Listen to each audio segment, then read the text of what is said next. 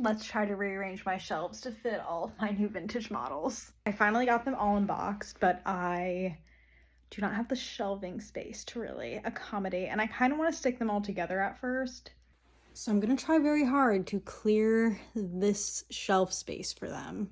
But as you can see, it's looking a little full, and honestly, I might be bringing a few models back to my parents' house. But let's see what we can move around. Okay, so I decided that these three are going back to my parents. Some of the vintage horses might end up going back for Christmas because I am just not figuring out a good way to do this. And I just do not have the time to fully rearrange right now. I just would like them on a shelf and not on the floor.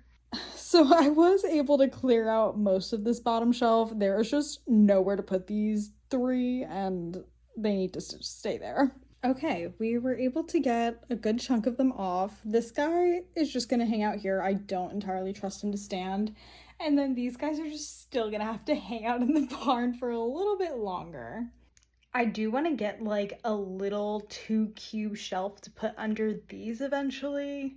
And I did accidentally make space for my other strapless that I have at home to come to my apartment. But yeah, I think it's time for another refresh very soon because the shelves are looking quite chaotic. And I honestly just need to figure out what I'm doing with all these vintage models. Also, I just completely forgot that I left this guy here.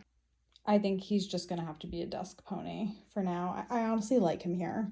I'm just trying not to entirely take over my fiance's side of this room. But yeah, I'm still figuring out what I'm going to do with all these vintage models. I want to fix them up before I kind of decide if they're going to my parents' house, if maybe I will try to sell them or do some sort of giveaway maybe. I am not entirely sure, but I don't want to rush the process of it. And I did find a home for this barn. I'm going to be giving it to my barn owner's kids.